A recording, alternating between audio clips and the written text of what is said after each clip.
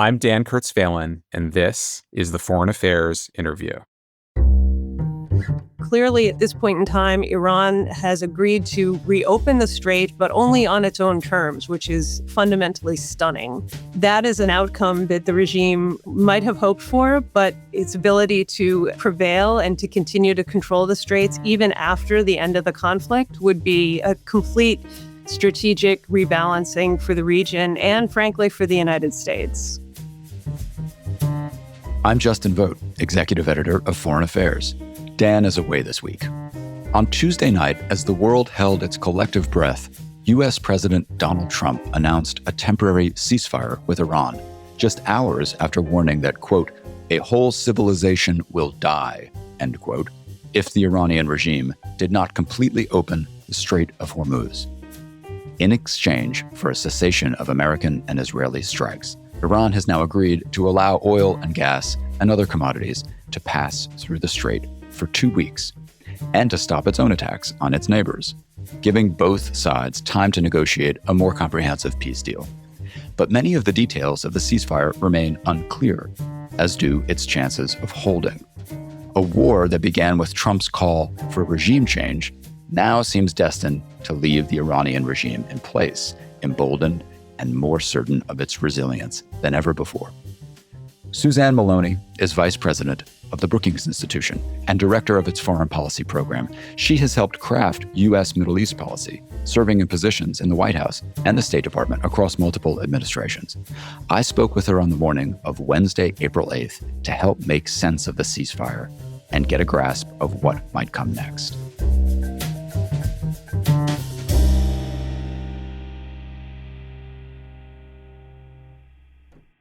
Suzanne, welcome back to the Foreign Affairs Interview. Thanks so much for having me, Justin. In 1988, the historian Jeffrey Blaney published a book called The Causes of War, and it contains this great famous line that goes like this: wars usually begin when two nations disagree about their relative strength, and wars usually cease when the fighting nations agree on their relative strength. What do you think the last 6 weeks of fighting have revealed about the relative strength of the two sides, and maybe just as important, about their abilities to estimate their own strength and that of their opponents? Well, I think that quote gets to the, fundamental miscalculation on the part of the Trump administration about the durability and institutionalization of the Islamic Republic of Iran. I believe, and what we've seen from the reporting suggests, that the president presumed that the regime could be easily decapitated, and that with its decapitation, the system itself would collapse under the weight of mismanagement and corruption, and the immense unhappiness of the Iranian people that was manifested back in January with the very large protests across Iran. That was fundamentally untrue. I think most of those of us who have watched Iran closely over the course of the recent decades would have been able to point that out to the president. And it does appear that, in fact, the intelligence assessments that were available to the administration in the run-up to the war also suggested that a decapitation strike would not quickly supplant the regime. But I think that was fundamentally the presumption of weakness on the part of the administration about Iran that led us into what very quickly became not a quagmire per se, but a situation that was very difficult for Washington to extricate itself from. I think from the Iranian point of view, they have a very good assessment of the strengths of the United States, particularly the military and economic power of Washington, which has been wielded against them on multiple occasions, as recently as June of 2025. And so they were preparing in advance for what they anticipated would be another round of strikes. And I think what they have calculated over the course of this conflict is that their own strength lies in their endurance and in their resilience. And that has been demonstrated in spades over the course of the conflict. Their ability to withstand the pummeling from two technologically and militarily superior adversaries over the course of many weeks, and still have the capacity to return fire, to retaliate with increasing precision over time, despite the immense degradation of their military capabilities. And that endurance is not just in the form of their military and their ability to continue to retaliate, but the endurance, particularly of their ability to maintain control of the Strait of Hormuz. That was a key asset for the Islamic Republic in this conflict. It really shifted the burden to the United States to try to find an off-ramp rather than enabling Washington to simply wait out the regime. And the time pressure really gave the Iranians a huge advantage. And I think it was what precipitated the truly unprecedented and frankly, quite horrific language that the president began to use with threats to essentially annihilate Iranian civilization and to attack Iranian civilian infrastructure. That was what I think forced some kind of an off-ramp. We'll see how long it lasts in the aftermath. I mean, in a sense, Trump ramped up the pressure on himself more than on the Iranians through that language. I wonder, thinking about the ceasefire that has now been announced, I should say that we're speaking on Wednesday morning. This is about 14 hours or so after this announcement was made. There's still a lot of uncertainty about the terms of this ceasefire and the extent to which it applies, for example, to Lebanon. But going back to the idea of the Straits of Hormuz, it seems to me that might have been one thing that was a bit of a surprise even to the Iranians, was the extent that they would be successful in sort of using that as a deterrent. In other words, in the end, they didn't need a nuclear deterrent. They had this kind of conventional choke point deterrent the whole time. Yeah, I think that was something that the Iranians had brandished on many, many occasions. Threats to close the Strait of Hormuz were almost cliche coming out of the Iranian parliament and Iranian security and military officials. But they have never actually undertaken a mission to fully close the strait over a sustained period of time in the past. And I think that there was some sense of uncertainty about how successful it might be and how easily the United States, its allies, their neighbors might have been able to find alternative workarounds. It became very clear in the initial days after Iran began to threaten traffic in the strait, and the international shipping companies and insurance companies began to respond. There wasn't a quick workaround, that even where there was some capability of finding alternative mechanisms, alternative routes, this wasn't enough to salvage the tremendous impact on the global economy, not just from the diminished supplies of oil and liquid natural gas, but also all of the other commodities that flow through the strait, especially fertilizer and helium and some of the other key byproducts of the petroleum industry for which there are no easy, quick replacements.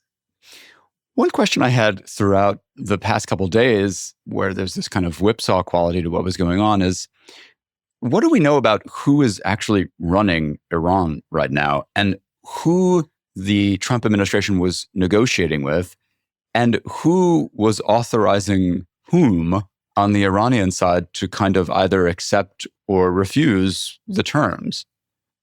I think these are key questions, and there's still a lot of opacity about who's in charge. But what we can take away from this episode is that Iran maintained some kind of command and control, even over the course of a conflict that really decimated its leadership structure, that there was clearly some mechanism for coordinating within the system and ensuring that they were all effectively aligned on this decision.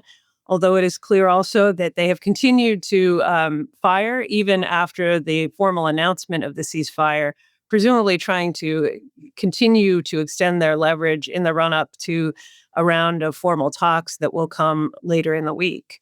So, I think that we know that those who are left at this point in time are primarily hardened and experienced members of Iran's Revolutionary Guard Corps who have had, a long experience in terms of managing Iran's conflicts as well as contributing to the security environment within the country as well. The individual who is most frequently pointed to as a potential interlocutor, I don't know if it's been confirmed, for the talks with the United States, Mohammad Bakr Kalibaf is actually the Speaker of the Parliament, but he had a long role in the Revolutionary Guard and in both the military aspect as well as its construction wing, which is a very central economic actor in Iran. he is someone who's going to be quite important. We have not yet seen evidence of Mojtaba Khamenei, who was named as supreme leader a week after the conflict erupted, after the death of his father, who had held that position for nearly 37 years. And a strike which killed the younger Mojtaba Khamenei's a number of members of his family. Mojtaba may be injured, he may be incapacitated entirely, but the system has functioned incredibly smoothly, irrespective of that change and whatever his status might be, which just speaks to how well-oiled a machine the Islamic Republic has become. This is not a regime that was going to be quickly taken down by the elimination of its top leadership. There has been a continuation of the targeted strikes against key figures in the military, and still, what we've seen is a system that can not just perform militarily, but is also performing in terms of its ability to engage with the adversary and with interlocutors who are trying to broker a ceasefire. It's really extraordinary. I think there was an underestimation by the Trump administration, but I also am surprised at the extent to which things seem to be running in a relatively smooth way at this point in time, given how heavy the strikes have been. I mean, they seem to be running fairly smoothly. And I can't help looking at the ceasefire and thinking about where it leaves us. It seems to me that in a way, Iran didn't quite dictate the terms, but it seems to me that the terms of the ceasefire play mostly to its advantages. Is that your read of it as well? Well, I think it remains to be seen what a longer-term ceasefire looks like. But, clearly at this point in time, Iran has agreed to reopen the strait, but only on its own terms, which is, fundamentally stunning. That is an outcome that the regime might have hoped for, but its ability to prevail and to continue to control the straits even after the end of the conflict would be a complete strategic rebalancing for the region and, frankly, for the United States. Yeah, and meanwhile, the question of its nuclear enrichment, its nuclear material, sanctions relief is on the table again.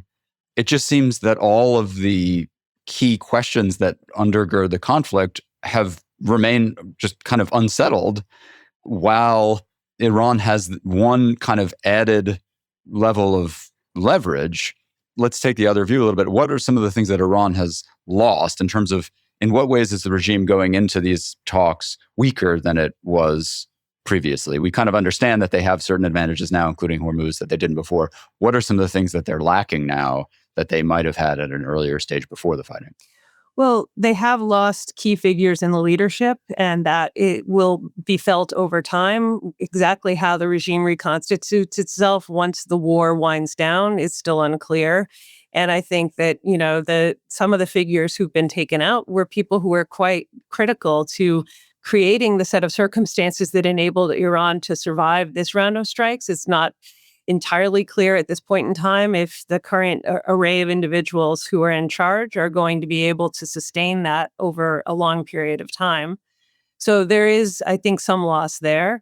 There's the symbolic loss of Ali Khamenei, the fact that Iran's two foremost adversaries were able to strike him and kill him in his own home, along with a number of members of his family, is a humiliation for the regime itself.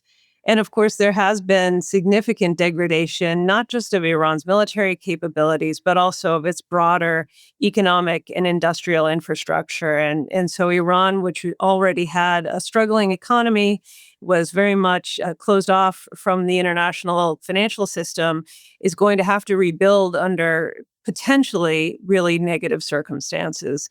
So I think we have to be careful to presume that this is going to be a moment of glory for the system itself. Iranians are terrorized by their own regime. They have been seeking change, and economic issues have been a huge vulnerability for the system. And that will continue even after this war, despite whatever the regime may be able to extract at the negotiating table. It will be a much battered economy. It strikes me that it took about 2 years for the Obama administration to negotiate the JCPOA, the Iran nuclear deal. We now have a situation in which many of the same questions are going to have to get hashed out over 2 weeks. What do you think are going to be the most sort of problematic disagreements or, stumbling blocks to any kind of lasting deal? And if there isn't a longer term arrangement that seems realistic, do you think it's likely that either or both of the parties will actually return to fighting? Well, I think there's almost no hope of negotiating anything that looks like the Joint Comprehensive Plan of Action, which took several years to negotiate and built upon a foundation of a number of years beforehand in which the parties were meeting and discussing and eventually produced an interim agreement. So, the JCPOA was about 159 pages of dense text and appendices. Right. That's not going to be possible over the course of the next 2 weeks. I think that, the goal would be to try to establish some principles that all sides can agree to.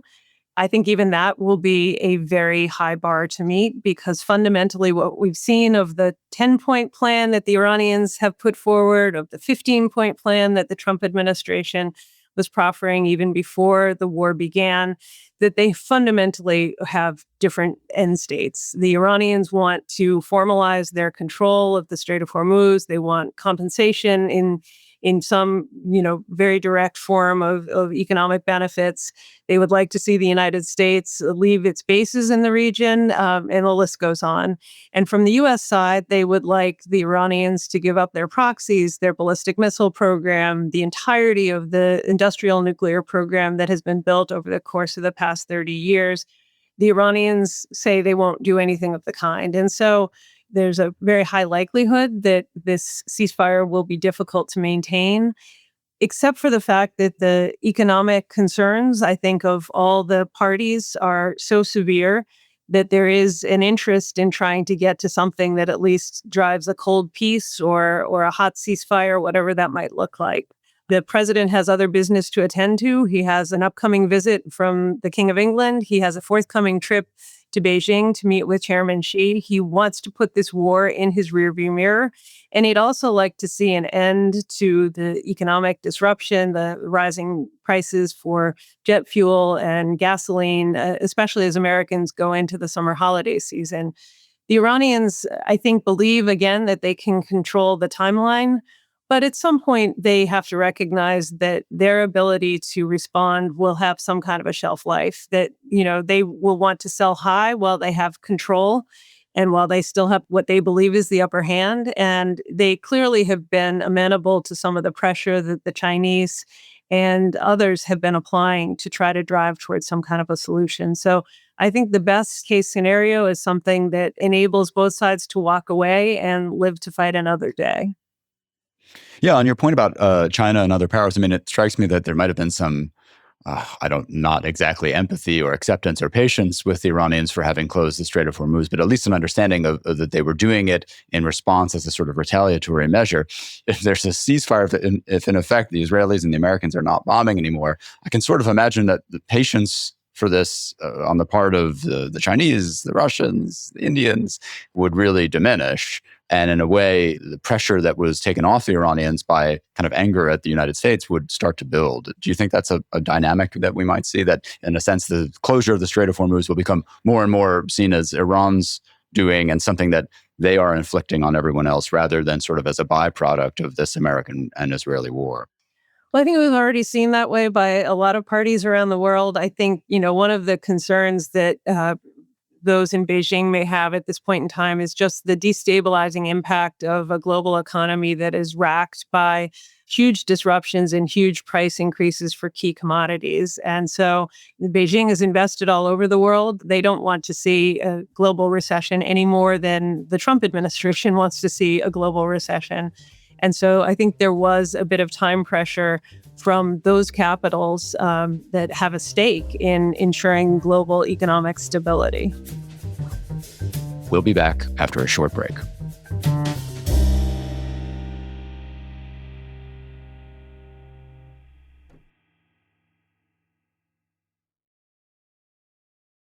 We recently published a terrific essay of yours titled "The Third Islamic Republic," which will also appear in the forthcoming print edition.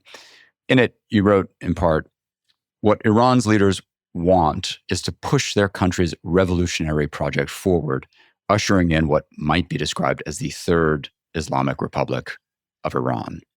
I think this is just a great way of understanding the sort of phases of this regime. Can you talk a little bit about what the first two Islamic republics were and what makes this third one different? Well, the first Islamic Republic was born not at the time of the revolution, but frankly later when the clerics managed to seize control within a very diverse, ideologically diverse revolutionary coalition and impose their view of an Islamic state on the Iranian society.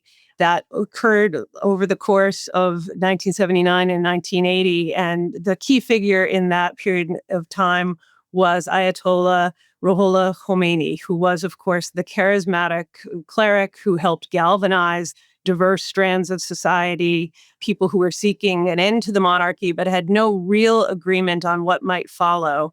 And he was very much the dominant figure. He built a state in which his word was law, but in fact, one in which there were also institutions that resembled a normal state, a parliament, at that time, a prime ministerial system, but also clerical bodies that were able to maintain control. That period was largely dominated by the experience of the war with Iraq and the experience of trying to build this new and very unique state. And over the course of the first 9 years of the Islamic Republic, this first Islamic Republic, Khomeini was the towering figure. But there were fierce disagreements about how the state should evolve, about mundane policy issues around the economy, about the future of the relationship with the rest of the world. And when Khomeini died in June 1989, the Second Islamic Republic began to emerge. That state was again, also evolving in a period of considerable change in the international system.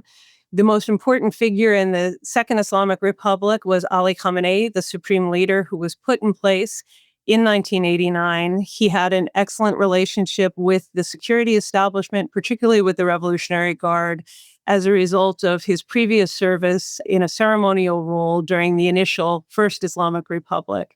And what occurred over the course of his nearly 37 years of leading this state was the deep institutionalization of the role of the supreme leader, of the power of the supreme leader, but also of the authority and scope of the military and security bureaucracy, which became deeply entrenched in the political establishment, but also in Iran's economy. And those were two versions of this Islamic Republic. What we're seeing now, I think, in this Third Islamic Republic is going to be one in which Khamenei's project is brought to fruition, in which the military takes the upper hand. The clerics are, in some respects, shoved to the side, but there is a symbiotic relationship between them. They have a common vision of essentially a corrupt state, one in which the political elite continues to control all elements of society as well as the economy, and one that they believe will be strengthened by this war.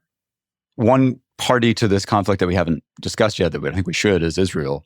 And I'm curious to know what you make of the Israeli reaction to the announcement of the ceasefire and what it suggests about a kind of underlying divergence between U.S. goals and strategy and Israeli goals and strategy and their kind of sense of Iran and sense of their own end games here. Do you think there's going to start to be some tug of war between Washington and Tel Aviv in the coming weeks over this?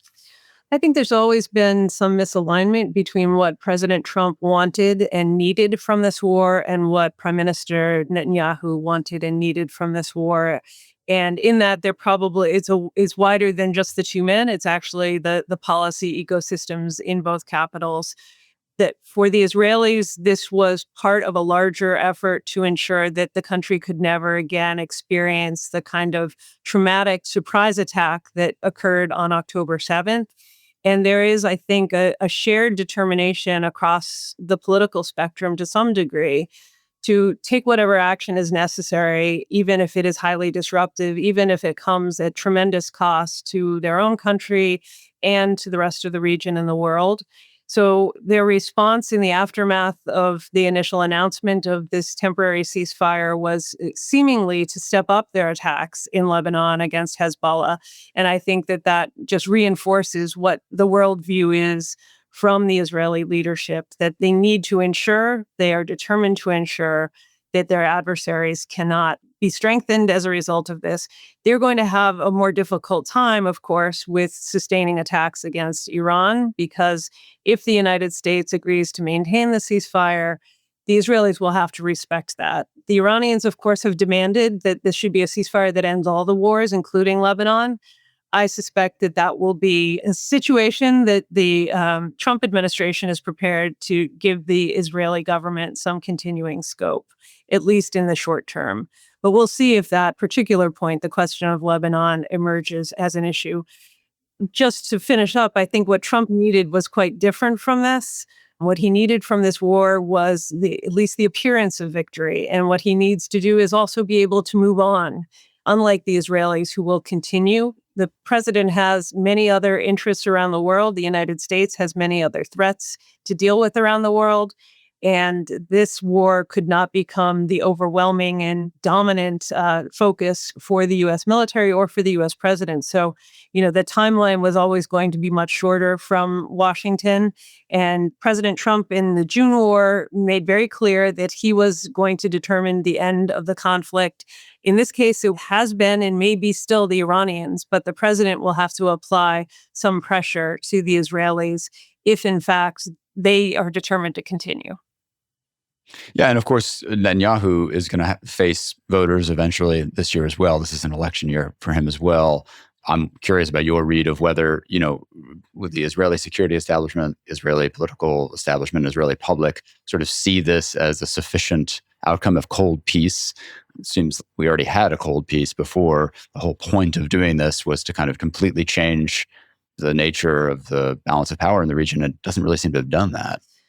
No, I don't think this war has succeeded in achieving the war aims of either the Israelis or the United States, but I think there will be greater tolerance among the Israeli electorate for the attempts and for even the short-term benefits of an Iran that is somewhat degraded.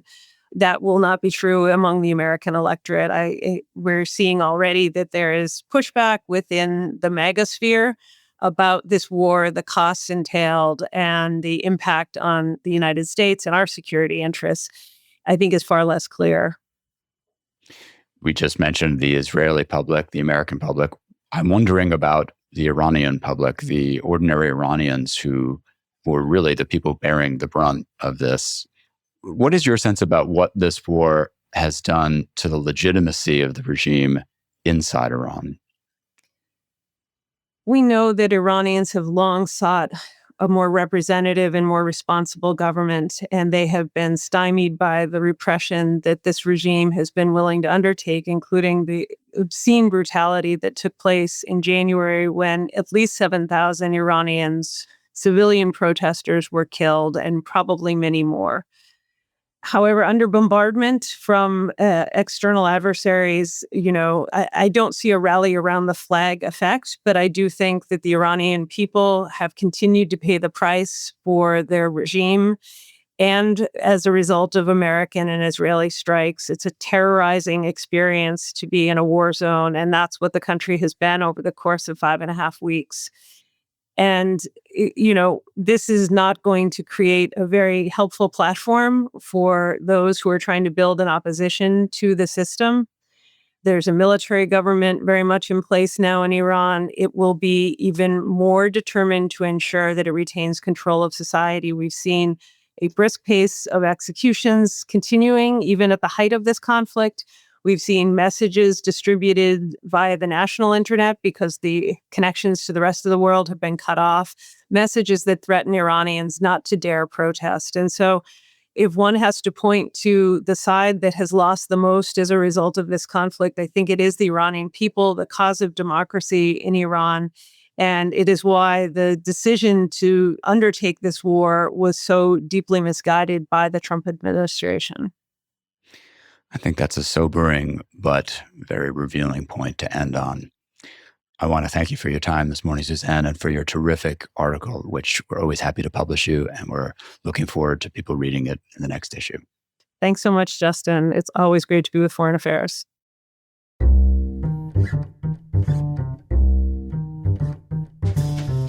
Thank you for listening. You can find the articles that we discussed on today's show at foreignaffairs.com. This episode of the Foreign Affairs Interview was produced by Ben Metzner, Mary-Kate Godfrey, Rachel Powell, and Kanish Tharoor. Our audio engineer is Marcus Zachariah. Original music is by Robin Hilton. Special thanks as well to Arena Hogan. Make sure you subscribe to the show wherever you listen to podcasts, and if you like what you heard, please take a minute to rate and review it. We release a new show every Thursday. Thanks again for tuning in.